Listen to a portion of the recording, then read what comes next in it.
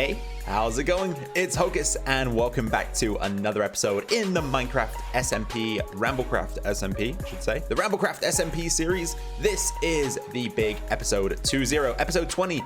That is right. We've made it, guys. We've finally done 10 episodes, 2 times over. We're now at episode 20. So for today, we're gonna do something quite special. We are gonna do another world tour, server tour, I should say. I'm getting everything wrong in this intro. I should probably just re-record it, but you know what? I'm gonna throw this in. It works. We're gonna get this video started right now because, like I say, we've got a lot to cover. There is a lot to see, and it has been what now? 11 episodes since we last toured the world. So let's begin here in the shopping district because whilst we're here, I'm gonna be collecting up a few items for a very, very specific reason. But before we dive into any of the shops, we cannot forget the community tree thingy thing. A monumental build on the server. I'm not entirely sure how we've achieved this, but this was done early on as well. So with stone tools, few resources, we did manage to set this up. I know, unbelievable. No cheats were involved, I promise. So here's the deal for the rest of the shopping district. We're going to begin with my merchant caravan, and I might go into more detail on my builds, but I'll save the detail on everybody else's builds because I don't know everything about them, but I'll try and explain what they are there for and who built them if I know. Anyway, this is my first shop. It is a caravan. One of the old style ones, and it drags around inventory, and we are going to check it for profit right away because this is something we generally do at the start of an episode. And you can see I've sold a bunch of logs. That's 14 diamonds. I've sold a few mending books. That's another 12. I've sold an unbreaking book. That's another 5. I'm gonna be rich. There's another 5 from the blocks chest, and name tags, nothing. Silk touch. Oh my god, it's a monumental day because we have never ever sold a silk touch book, but here we have it. 3 diamonds for a silk touch book. So that is the inside of the caravan, and that is all of the profit. I'm gonna need to do a little bit of restocking on that now, but this so far is definitely one of my favorite builds that I've personally built on the server. And moving on from the merchant caravan, we are just gonna head down the path here and see where it takes us. So on the right hand side, we've got 2 builds from Hudlin. So this one right here and this one right here, and they both are established on the same concept. It's kind of like a gamble. So for this one here, Paco's Pirate Booty, this is a game where you leave 9 diamonds or a diamond block in the barrel. You take a book which contains a clue, and then hidden somewhere in the shopping district is a shulker box with your treasure. So I think I played that one twice, and I came out on top both times, I believe, which was nice. So over here, again, very similar concept. I think Hudlin is destined to run a casino at some point because this is a mini casino. It's called Lucky Lotto. You can see Hudlin's name is right here. He was selling shulker boxes, again, I believe, for a diamond block. And inside of the shulker box was a plethora of items. And, you know, it was a gamble on whether or not you're going to make money or lose money, because some of them had great items, some of them had terrible items, and some of them were somewhere in between. So a lot of fun was had inside of these walls and up on the ship there. Over opposite the builds that Hudlin has produced, we have got the biggest scam of all time, and it is a game by binary where you have to insert a stack of either gravel or sand into one of the barrels here, and for every stack you insert, you get a prize. It pops out from this little pile here, but like I say, I've been scammed too many times on this game, too many darn times, but it's always good fun. I'm just kidding with him. And then over here, finally, for this side of the shopping district, we have Kieran Dev's Rocket Shop, which hasn't been restocked in a long time. I don't know if they've got anything in here anymore, but they were selling elytra, rockets, that kind of thing, mending books, as you can see. And like I say, that shop remains derelict along with these 2 here for the time being. So I guess we can push forward, and I'm really upset about this, guys. I really, really am upset about this. Now, this is, yes, a beautiful statue, but if you had seen what was here before, it was my favorite build on the server. It was the huge jack-o'-lantern that CHASETER had built to celebrate Halloween, and he tore it down and replaced it with this uncivilized piece of stone.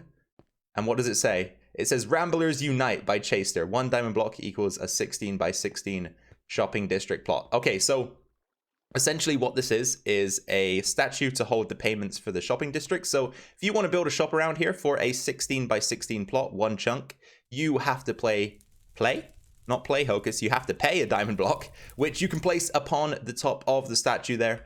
But like I say, you know, this is a great statue, but I am going to miss the jack-o'-lantern. He could have just added arms to the jack-o'-lantern and had the jack-o'-lantern hold the diamonds. But I do like this chase. Ramblers Unite. Yes, Ramblers Unite. Heading away from the Ramblers Unite statue and down this, I guess you could call this almost the main street of the shopping district. It's the most busy. On the left-hand side here, we've got Nethericious by Binary. He sells netherite ingots at a cost of 2 diamond blocks each. I haven't bought one of those yet, but I'm still considering it, no doubt. And then again, another one from Binary on the left-hand side here. This one is called Slime Time. And in here, as you could probably guess, he sells slime blocks, slime balls, and of course, some leads. Very, very nice. And opposite this shop, we have a shop with no name. And again, I think this one is by Hudlin. And in this one, he is selling all of the items that you can acquire from a Guardian farm. So he's got some prismarine bricks. He's got a bunch of diamonds. And he's also got some prismarine. So I'm assuming in here were the lanterns, and they have all sold out. So good for him. Progressing onwards, however, we've got another shop by Binary, so he's got 3 in a row right here, and this one is a rocket shop. So I believe this was originally a fish shop, but it wasn't making very many sales, so Binary decided to change his game plan, and you can see now he is making a bunch of sales. So he's selling flight duration 3 rockets and also flight duration 1 rockets, and I believe I actually bought all of these ones here. So he's making money off of me at the same time as making money off everybody else, so good for him. And then we've also got CHASETER on the other side of the street with a pretty cool build. Now this reminds me of those traditional, like, you know, New York style high-rise towers that you have in the city, or possibly even in places like Chicago and other large metropolitan cities. Looks really neat. He's got the staircase that winds up the outside, the fire escape. But on the inside, he is just selling a bunch of random items. This one right here being one of the most popular. So Chase is always selling ink sacks. I have no idea how he has the patience to go out and kill squid for this, but he does apparently. He's also selling a bunch of other items. We'll take a quick run through and see what he's got in here. So mob heads is this? Yep, mob heads. He's got a few miscellaneous tools, some enchanted books, which might be worth looking at because I know he doesn't sell them at an expensive price. We've got a few other random things in here. I'm not going to open all of the chests, but yeah, great build by Chase and everybody else so far on Main Street. I might coin this street Main Street, actually. This might be the episode that we name this street. I don't know, but it seems like the correct idea, right? Because like I say, this is where all the action is taking place right now in the shopping district. Continuing through the intersection here, we've got this trapdoor, which I will come back to at the end because it isn't a shop, but it's something else that I've personally built on the server here. And again, this build right next to it is also something that I personally built. It's called the Cow Barn. We are the fine suppliers of steak and leather. So on the inside, you can see we sell leather, we sell item frames, and we sell cooked steak. Not a very popular shop, but it does the job occasionally. And over there is where we keep our profits. I'm not going to go into too much detail though, because we have more to see. So on the right hand side, we've got Endavar's redstone store. Pretty much does what it says on the tin. Let's back out and get a look at this redstone torch build on top, because that is pretty darn awesome. And then we've got another shop by Endavar right here. This one is called Ours Emporium.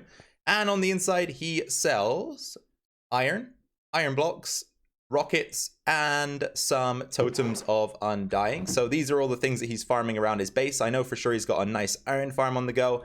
I don't know where he's getting the gunpowder from. Haven't seen anything in regards to that just yet. Oh, possibly a witch farm, actually. That might be the correct place for his gunpowder acquisition. And then I know he has a raid farm that is producing these guys, so that is how he is able to sell those. And I'm not sure if I am good to be showing this. I believe that Beastly did make a video about this recently, but BFC coming soon. This is the latest addition to the shopping district, and I can only imagine that BFC stands for Beastly Fried Chicken, so this might be some sort of play on KFC. But you know what, this is an awesome build, so hats off to Beastly for that.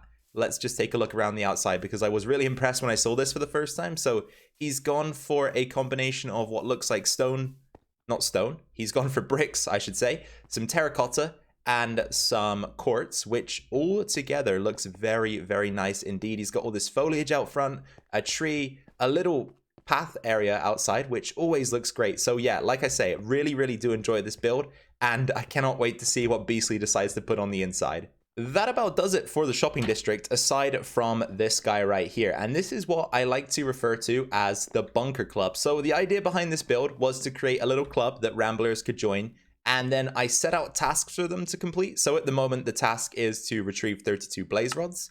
And if they do complete these tasks, they are able to receive a reward for doing so. So we've got another little room over here, and you might be wondering, wait, how do we get inside? Well, you have to have a Bunker Club membership card, which I give to everybody that has signed up. And you can throw this card on the ground here, and the door magically opens. So you can see right now we've got Binary, who still hasn't collected his rewards for his first endeavor. We've got Endavar, who has submitted his blaze rods for the next reward, which is awesome. And then I've got CHASETER in here, who I don't believe has completed a task yet, but he is signed up. So I'm keeping his name in here just in case he decides to get involved in the future. But this is pretty much it for the Bunker Club. Like I say, it's just a small build to try and get people involved in a few other activities on the server. And so far, it has been a bunch of fun. Okay, and this is what I like to call home on the server. So we've got a trifecta of islands. One for CHASETER, which is right here. One for me, a personal island, and then we have an island in the middle that we like to share and refer to as the Bro Island. So this is a shared island between CHASETER and I, of course, but why not begin with my own personal island? So there is a rail network that connects me to the Bro Island. I will demonstrate that later in the video, but climbing up the stairs here, we can see that there is both a house and a small chicken farm on the island. So the chicken farm is your basic... Wait, what happened? It looks like all of the chickens have disappeared right now, but that's okay because this thing is clogged up and makes a bunch of noise anyway. But it's your conventional chicken farm. It automatically cooks the chickens. You can turn it on and off to have eggs be produced instead. And on the inside of the house, we have got a basic first entry room that has a bed. It's got a couple furnaces, a crafting bench, you know, some of the essentials in the game. If we climb the ladder upwards, we've got our attic storage. So this is quite generic, but doesn't have a lot of space. So we've got everything that we might possibly ever need up here, including all of our diamonds. Well, most of our diamonds are up here, as well as all of our other goods. We keep our rockets right here, which I'm going to restock because I'm doing a lot of flying around. We've got some bulk items at the top here, so things I have in large quantities, I keep at the top. Got a couple crafting benches to use as well, and I really do like this build. This attic area is nice and quaint and small and cozy. If we come down to the basement, however, we've got some shulker boxes, which I completely forgot about, actually. I'll go into those in just a second. But we've got some more storage. Again, it's labeled in a semi-ambiguous way so that we can store multiple items in a single chest. So this one, for example, dirt, sand, and gravel is going to contain all your dirt blocks, all your sand blocks, all your gravel blocks. And down here, like I say, we've got the other part of our diamond supply, as well as all of our other goods. And I'm actually going to snag this as well, because if you remember rightly, I was gathering some items up from the shopping district, so I've got a few coming along nicely. So a quick tangent then. These 3 shulker boxes were the product of a mining session that I did off camera between last episode and this one, so you can pause to take a look at the outcome of that if you want to, but it's not really that big of a deal. I just wanted to showcase that to you guys. We'll now transition to the Bro Island so I can demonstrate the rail network here. So I don't know why I call it a network. It's not really a network. It's very simple. You hop in the cart, hold down W so that you can be pushed onto the powered rails, and it simply takes you from my personal island over to the Bro Island. So let's go and take a look at what we've got going on the Bro Island. Like I say, it's just a shared space between CHASETER and I, his house being on the 3rd island over there. So, oh, I cannot climb. There isn't a pathway yet that leads up here, unfortunately, but we've got a few things going on. So we've got this nice little enchanting station with some semi-hidden lapis down in the corner there, so you can use that at your own will. We've got a small basic cocoa bean farm. Again, nothing too special, but it does do the trick from time to time when we need those things. Down here, we've got a small shed. Just contains a bunch of miscellaneous items that we've come across over time that we don't really necessarily want to put our name to. So Chase and I are able to access all of the tools and all of the items here at any time for our personal use.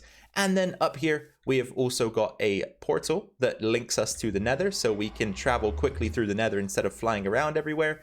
And I believe that pretty much does it aside from our mine, which I'm not going to go down into, but Chase did build this awesome little potion room that pre-faces it. So the doors here, you can open them and head down into the branch mine. And you can also use, like I say, this small little farm here and this brewing stand to brew up any potions that you might need to brew. And finally, off the coast of the island, if we follow this path behind... Where's the path? Oh, it's right here. The path behind the cocoa beans leads down to a small farm area. So what I like to do here, or what I tried to do, was build a barge type thing. So we've got this off-coast barge that contains some potatoes. It contains some wheat. We've got some pumpkins growing in the middle. And we've got some storage here for all of the items that this farm might produce. On to Chaseter's Island, which has gone through a few redevelopments over time. He has got this cool little pond area that he's terraformed out front with a bit of lighting around the outside and some lily pads. I love this. I do like to come over here from time to time and just try and jump my way across. It's always good fun. And then if we head on the inside of his house, I don't think he's got much going on because he did just recently build this. So on the inside here, he's got the essentials. And by essentials, I mean music, obviously, which is definitely an essential in this game. He's got a crafting bench. If we head upstairs, he's got a bed here, which I'm not going to lie, I've been using this bed quite often because it's far enough away from the mobs to allow you to sleep, whereas the one over in my house isn't all the time far enough away, which is a bit of a shame. And then down in the basement, he's got this pretty cool looking storage area. He's also got some furnaces, another crafting bench. He's got himself an ender chest as well for access to the ender chest network. And all in all, I really am proud of Chase for this build. It looks great, right? He's used a bunch of different themes that I probably wouldn't ever use. So this checkered pattern, which looks really cool. He's gone with this stair pattern on the side as well, which again is really cool. Some things I've never thought of. And windows with fences, which I always love. This looks great anytime it's used. So Chase, good on you for this build, mate. This is a very nice one indeed. And actually, let's take a peek over here because I haven't seen this just yet, but it looks as if he's building another little dock area, which he did have before, but it didn't look this way. So I'm assuming he's made a slight change to it, which is, again, really darn cool. Moving on once more, we are now over to a joint area shared by Chaser and I, and I'm kind of just going to describe everything from the position I stand in at the moment. So right here, he's got a pumpkin farm. This was for his jack-o'-lantern. You can see wheat all around us. This wheat is for feeding the cows over here, and I'll explain what they do in just a second. He's got some sheep right here to produce wool of all sorts of colors. That place looks amazing right now. He's got another wheat farm over there, which is semi-automatic. It just requires the push of a button and a replant. And then, like I say, we've got the cows over here as well as a tree farm. So the cows are there for the cow barn. They produce steak and leather. So we kill those guys, breed them up, kill them, and that is what produces the inventory for the cow barn, because I didn't mention earlier, but that is a shared shop between Chaser and I. And then finally, the tree farm right here is my personal tree farm, and that is what I use to restock the merchant caravan. So this area is just kind of like a farm area, but we've got a few things going on, and then a nice little bed and chest area over here that we can use to situate ourselves while we're away from base. And not too far away from the area in which we just stood, we have the newest addition to the server. And this is not a build. Nope, I mean the build is new also, but it is a player. So Amradorn has recently joined the server, and you can already see that this guy is one hell of a builder. He's built this amazing starter house in his first episode, which you should definitely go and check out if you're interested in seeing this server from other perspectives and seeing what Amradorn eventually progresses on to do. But he's got some bamboo around the area. And I believe down here is the entrance to his mine, which we're not going to check out. I believe it's just a simple branch mine down there, but really cool idea with the vines. I guess he's using this as a multi-purpose kind of disguise for the mine, as well as a small farm. He's got a few more vines over there. Let's check out the inside of the house. So again, he's got the basics, furnaces. He's got some chests up and running with some items on the inside. How many floors has this place got? I think just the 2 floors. Got a nice little windowed area here by the looks of things. Maybe a secret exit / entrance. A bed area here, which is really cool. It's elevated. It's got a few more items. Looks like he's got some armor. 2 diamonds. Okay, he's already found himself some diamonds. But one thing we are going to do whilst we're here is to give Amradorn a gift. That is why I was collecting items. So let's take it downstairs, and we are going to pop the shulker box right here. So on the inside, I've got mending book, an unbreaking book, a silk touch book. I'm going to give him a stack of iron blocks, a totem of undying, and then I've also decided to give him 20 diamonds to get him started as well, so we can do a little bit of shopping and possibly a little bit of crafting. Let's leave a sign so that he knows who the shulker is from. All right, that should do the trick. So I'm just going to say, welcome to RambleCraft, Hocus, so he knows who it's from. And then in brackets, I'm going to tell him to keep the shulker, because I think sometimes when you do this, people think that possibly you want the shulker back, but no, this is his to keep. I'm sure that it will be useful for him this early in the game. So Amradorn, once again, welcome to the server. Amazing build. I really like this. I can't wait to see, I should say, what he has planned, because I know that he is taking some inspiration from a building in World of Warcraft that just looks out of this world, to be honest. So I cannot wait to see what he decides to do going forward. But very neat first build. Well done. Endavar's Island. Yes, Endavar's Island. Now, this guy, again, fantastic builder. This thing right here, I don't know if I've already said what my favorite build on the server is. I probably have like 16 favorite builds on the server, but this is my favorite build on the server. This is insane. And shout out to Endavar for having the Bunker Club banner up. This was a free gift that you got for joining the Bunker Club, so good for him. Right, so I know that this place is essentially a maze because he's got this overground base, which I'm going to touch on briefly, and then he's got this huge network of underground stuff going on. So down here looks like he's got a smelting system. What does this say? Down, trust me. I don't know if I trust him, to be honest, so I'm not going to do it. But I need to find a way down to his mega base because he does, like I say, have this underground thing going on that's kind of crazy. On second thoughts, I decided to trust Endavar, and it was just an entrance to his mega base, which is exactly where we want to be. So let's take a look at what he's got going on here. I know he's got this huge iron farm in the middle that we took a closer look at in the last world tour. So if you want to see this more in depth, just go back to the first world tour. I believe it was episode 9. This thing's amazing. Very, very cool indeed. This is new. I have not seen this before. This looks like some form of industrial sugarcane farm, which is it's functioning. I can hear it. That is amazing. I don't know what he's got going on here. I need to figure out how to access the different levels of this base though, because I've only ever been up here and I believe there is more going on. Now this takes you, let's take you down or up. Oh, that takes you up. Got to be careful. Now can we go down further maybe by pressing this button here? We can. Endavar, you never fail to amaze. There we go. So this takes us down to the layer of the iron farm, the outside of it. So you can see that a little bit closer there. Not entirely sure where else this goes. He's got a chest. Okay, this looks like the storage system for his sugarcane farm. Very, very cool indeed. We can take a closer look at that from down here as well. This is insane. Like, it's quite a simple concept, but building them all together like this looks so, so cool. I really do like that build.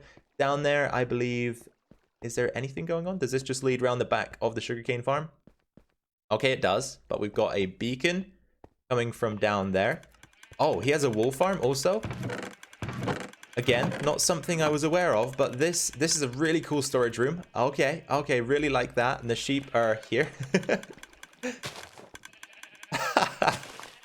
All right, that's really cool. That is really cool. Where else does this go? This looks like access to the back of the sugarcane farm. Nice, nice, nice. This takes you back around to the front. Now, it looked like there was another layer, so let's press the button again. Down we go again. Okay, now I've seen what this is. This is his mega storage. So again, he's just got some automated storage that leads into a bunch of chests. And just look at this place.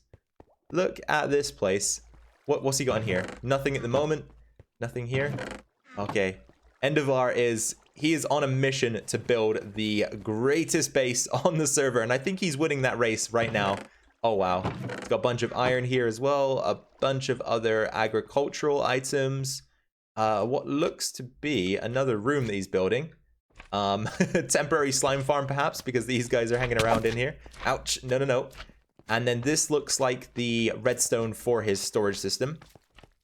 Okay, yeah, this is really cool. Really, really, really cool. This is amazing. Excuse me, sir. Excuse me. Finally, if you drop down to the lowest level of Endavar's base, which is at Bedrock here, he has got a couple of other farms that he's hidden away. So he's got a flower farm, which you have to activate manually. He's got a pumpkin. Pumpkin? That is not pumpkin, Hocus. That is definitely not pumpkin. That is cactus. He's got a cactus farm right here as well, which is automatic. He's got a base for a beacon, which he seems to have removed. And then I believe this right here is a slime farm. You can hear the squelching of the slime from behind the walls.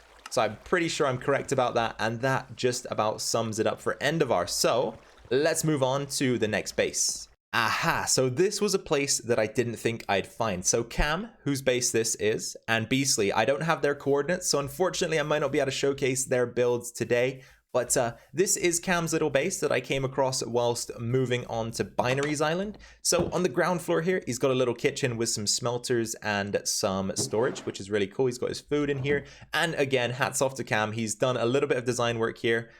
Something I can never really achieve. I struggle to do this kind of thing, but that looks really cool. On the far side here, he's got a little bit of storage, a staircase that I believe leads nowhere right now. So maybe a little bit of a work in progress there. He's got a back entrance that leads outside.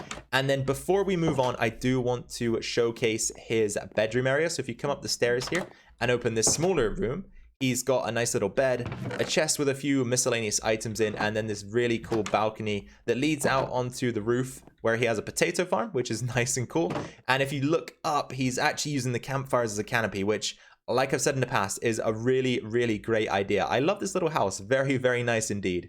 And as if by convenience sake, we flew away from Cam's Island, and in the distance I saw this amazing piece of architecture. And I knew immediately what it was. This is Beastly's Island. So we found it. It's actually very close to Cam's Island. And wow, I haven't seen this in person yet, but Beastly,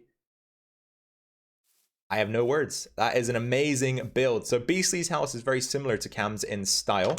On the inside here, again, he does his interiors very well. Something I just cannot get my head around. This is interesting. So you can just sit in a chair and stare at a plant. I love that. That is cool.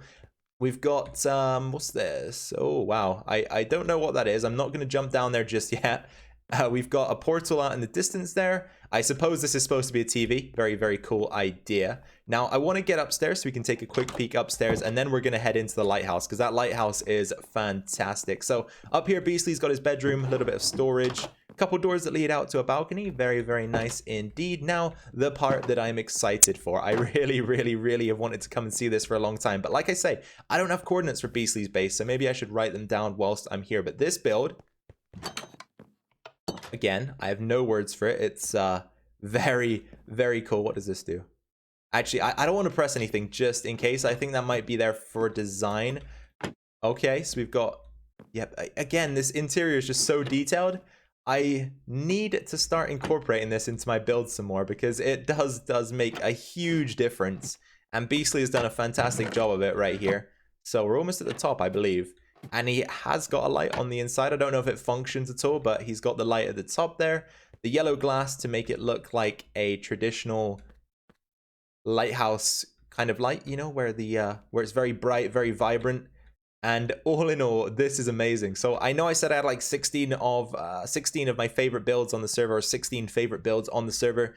Beastly, this is definitely one of them. This is astounding. Binary's Island. Now this place is like a futuristic, tech-inspired land of dreams almost.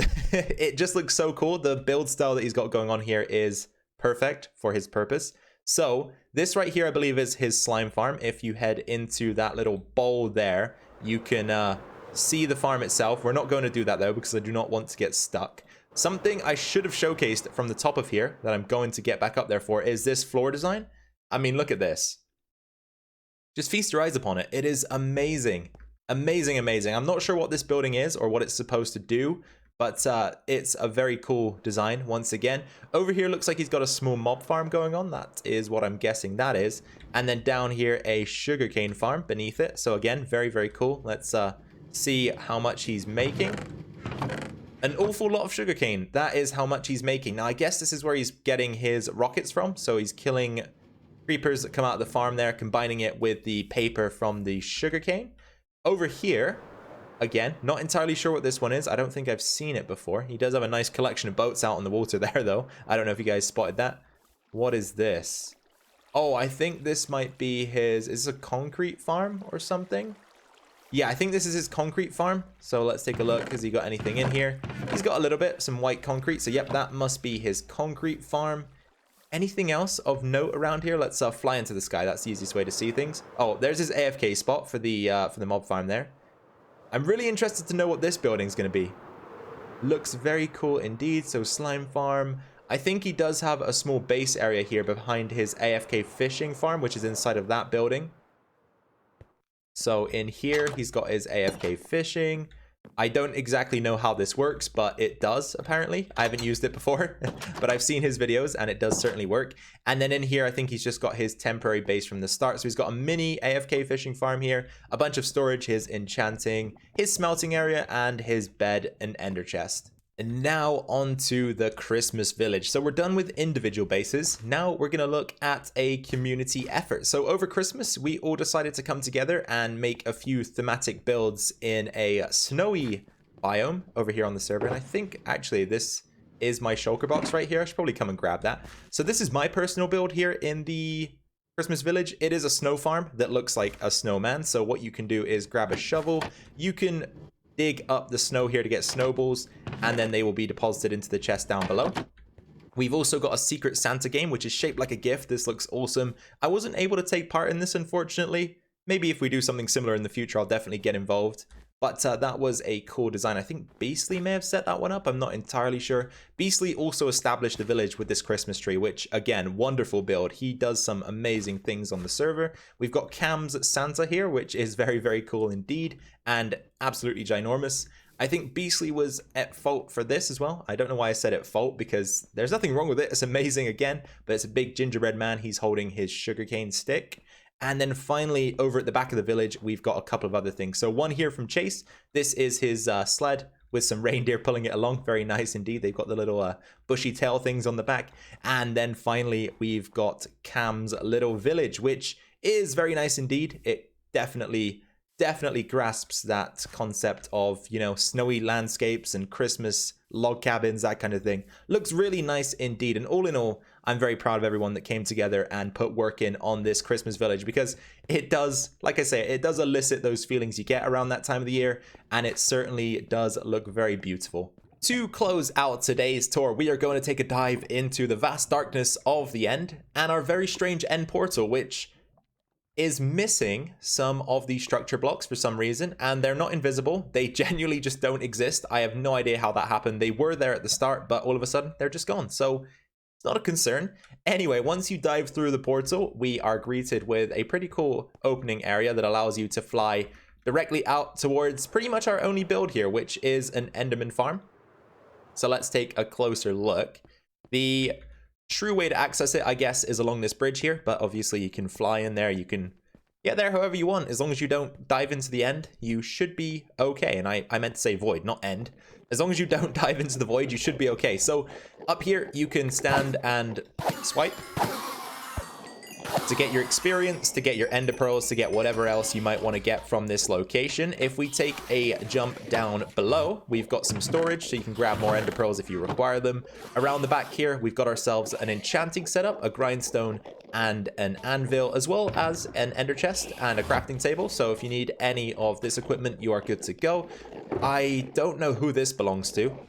I left it here when I built this area because I was responsible for designing the end farm. So as soon as, I believe Bubbo it was that put this together, as soon as Bubbo put it together, I came back over with some resources and just sparked some life into it. So let's take a look from a distance here. If I stand on the rooftop, this is what I was able to do to it. So the platform I didn't do too much to. I just altered the chute that they fall down and the killing area, as well as adding this extra area underneath that has a bit of utility to it. So like I say, that is pretty much it for the end and pretty much it for this tour. So I will be wrapping up this video shortly. And by shortly, I mean right now. So a huge thank you to all of the support on the RambleCraft series so far, and thank you for watching again today. I really do appreciate it, guys. We hit 5K recently, which again, I'm thankful for. I do appreciate every single one of you guys that has came to the channel so far. Even if you didn't subscribe, didn't drop a like, just viewing the channel helps out so much. And you know, from this point on, I'm hoping we can continue to head in the same direction and have some great fun playing both on the RambleCraft server and in our single player world. So guys, if you did enjoy today's video, I've stumbled over my words a lot today, haven't I? I need to slow down, relax. If you did enjoy today's video, please be sure to drop a like down below. That would be much appreciated. Any questions, suggestions, comments, or feedback, please put those down in the comment section below. I'll be sure to read every single one, and I might even respond to you if I feel you require a response. And finally, if you are new around here, then first of all, welcome. My name's Hocus. I hope you enjoyed your stay on the channel today. If you did, please consider hitting that subscribe button to stay tuned to this series. And like I say, I do have a single player series, which is pretty fun as well. So make sure you go check that out. But guys, that is going to be all for this one. So make sure to stay safe, make sure to take care, and I will see you in the next video. Bye for now.